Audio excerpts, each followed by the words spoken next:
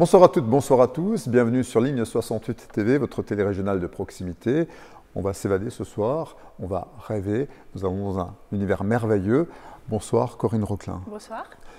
Vous êtes là puisque vous avez une actualité chaude, vous venez de sortir votre premier ouvrage, qui est un livre pour enfants, qui s'appelle donc Trollus et le mystère du Hocus Pocus. Vous êtes du Haut-Sundgau, du Jura alsacien, de Lipsdorf, le village de l'amour. Alors, on s'aime un peu plus qu'ailleurs? Oui, on peut le dire. C'est un petit village sungovien et qui est rempli de légendes sungoviennes. Et ça vous a inspiré pour votre activité? Tout à fait. Je suis fascinée par les légendes et les contes, spécialement ceux du Sungo. Et du coup, j'ai voulu créer une œuvre par rapport à ça. Alors, vous avez pendant quelques années enseigné l'allemand. Et est-ce que les contes et légendes entraient dans le cadre de votre travail? Oui, en effet, c'était aussi un cours qui a très intéressé mes élèves. C'est quand j'étudiais les noms des villages, d'où provenait le nom. Et ça les a très intéressés. Par exemple, Hirzbach, qui veut dire la rivière du cerf. Et ils ont compris pourquoi on nommait ce village comme ça. Vous êtes donc dans les contes et légendes depuis très longtemps. C'est quelque chose qui vous fascine tout enfant, déjà? Tout à fait. J'avais un professeur qui aimait l'enseigner en primaire et depuis ce jour-là, ça m'intéresse. Est-ce que vous avez approfondi pour savoir d'où venaient effectivement tous ces personnages, toutes ces créatures? Oui, quand j'étais à l'université en allemand, par exemple, j'ai étudié les contes de Grimm. Et par ce biais, j'ai encore plus fait des études par rapport aux légendes. Nous sommes au mois de décembre, votre livre sort en pleine forêt enchantée d'Altkirch. Effectivement, la forêt enchantée d'Altkirch, c'est quelque chose qui vous inspire? Oui, j'ai moi-même créé une fête des légendes il y a 2 ans. À Lipsdorf alors? À Lipsdorf. C'était pour gagner des fonds pour l'association de gestion de la salle. Et c'était comme une chasse au trésor à travers la forêt. Et j'ai vu comme les enfants étaient émerveillés par ce monde. Et c'est là qu'apparaît la première fois mon Trollus, c'est-à-dire c'était ma mascotte qui accompagnait les familles à travers la forêt. Alors justement, Trollus est donc un troll. Est-ce qu'on peut rappeler la définition du troll? C'est un petit être vert qui peut être un peu malpoli, un peu rigolo, mais quand même charmant en fait. Il surgit à quelle occasion? Généralement, c'est pour jouer des tours ou pour jouer des tours, par exemple, si on perd quelque chose, c'est sûrement Trollus qui l'a caché. Mais c'est aussi en se promenant, si vous entendez un petit bruit dans les sous-bois, c'est sûrement Trollus. Le troll est un personnage masculin, féminin, asexué? Asexué. Il y en a un peu partout, ils peuvent avoir différentes tailles. Ça peut être des montagnes, ça peut être des petits êtres qui se faufilent entre 2 rochers, ça peut être absolument tout. Est-ce que dans votre vie, vous avez cru voir des créatures étranges? J'en rencontre tous les jours, des créatures étranges.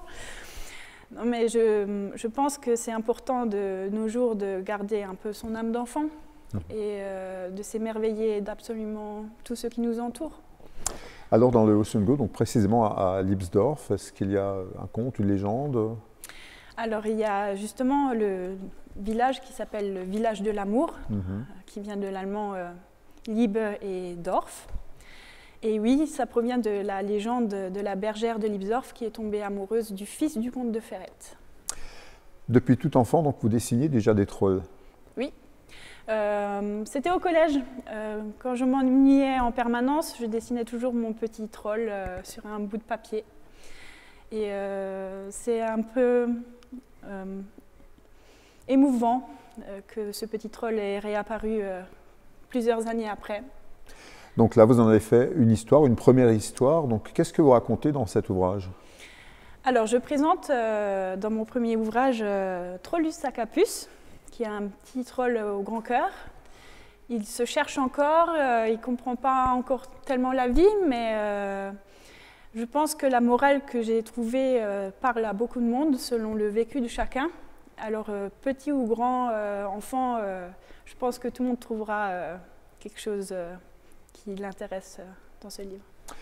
L'intrigue se passe où? Ça pourrait être dans le Sungo? C'est sûrement dans le Sungo, on ne peut pas être sûr, mais il y a quelques indications qui rappellent l'Alsace. On parle de britzel, on parle de racines de réfort. Donc oui, c'est sûrement dans une forêt pas très loin d'ici, mais il faut voir. Alors, le mystère du Hocus Pocus ou Hocus Pocus, en allemand, effectivement, on est dans la magie? Oui, on est tout à fait dans la magie. C'est mon petit troll qui découvre la plus belle et la plus puissante des magies, un mystérieux Hocus Pocus. Et puis à travers le livre, on s'aperçoit quelle est la plus grande magie qui soit. La magie, on l'avait vu avec Harry Potter, c'est quelque chose qui parle aux enfants. Oui, tout à fait. Je pense que la magie, ça peut être un peu partout dans le monde. Ça peut être un bonjour, un sourire. La magie, elle est partout. Il suffit d'ouvrir les yeux. Qu'est-ce qui était le plus difficile pour vous, d'illustrer ou alors de narrer? Je dirais même aucun des deux. C'était plutôt comment je fais pour créer un livre. C'était plus tout ce qui est paperasse qui était plus compliqué. L'histoire, ça fait des années que je le peaufine dans mon esprit. Et l'illustration, c'est quelque chose que j'adore faire. C'était vraiment pas la conceptualisation qui me posait problème. Qui peut lire cet ouvrage? À partir de quel âge? Alors, les textes sont quand même assez poussés. Par contre, les images parlent par elles-mêmes. Et on est en train d'organiser un audio avec ma troupe de théâtre, les Matakumpo. De Moslargues. De Moslargues. Et il y aura un fond sonore, des dialogues. Et donc, les tout petits pourront aussi facilement suivre l'histoire. Donc, c'est un ouvrage qui va vivre. C'est le cas de le dire. C'est ça. Alors, vous avez le sentiment que les parents ont encore le temps aujourd'hui de raconter des histoires à leurs enfants?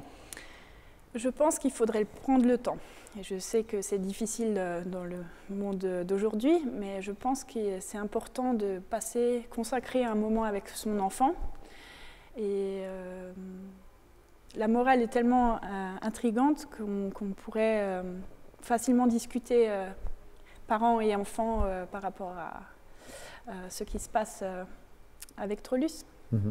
Il y a un rapport avec le monde qui nous environne dans cet ouvrage?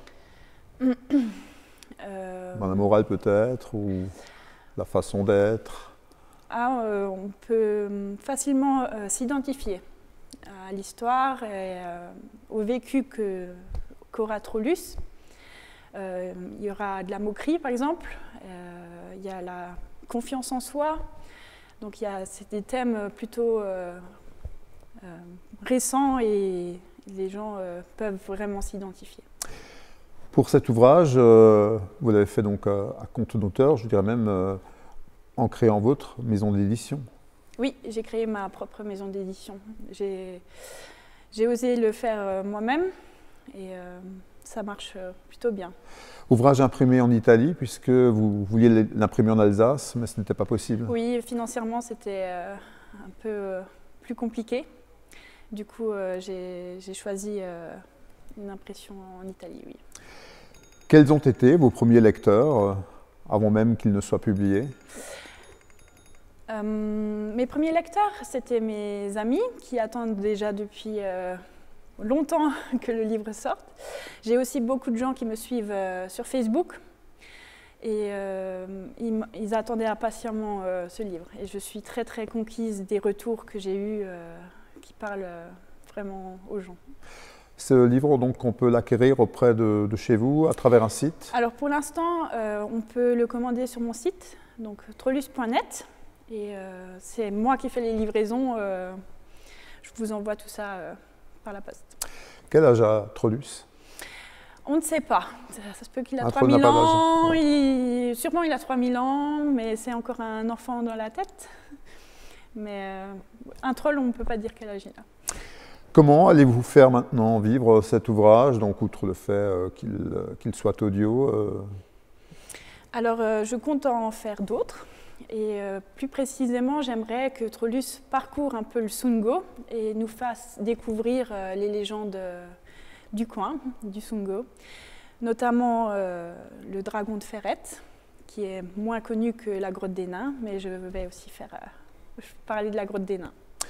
Un conseil peut-être aux parents, aux grands-parents, quand on lit un livre aux enfants, à quel moment faut-il le faire et faut-il prendre une voie particulière? Je pense qu'on peut jouer le texte, on peut le lire le soir en mettant les enfants au lit. Ça peut être vraiment un moment privilégié entre parents et enfants, oui. Merci beaucoup Corinne. On va terminer par la question finale insolite peut-être. Si d'aventure demain vous vous promenez du côté de la grotte des nains de Ferrette ou en forêt et vous croyez voir un troll, qu'est-ce que vous faites? Je l'invite chez moi, je lui propose quelques panais et je pense qu'on va bien s'entendre. Merci beaucoup Corinne Roquelin. Bonne continuation, bonne inspiration, puis bon démarrage pour cet ouvrage, donc Trollus et le mystère du Hocus Pocus.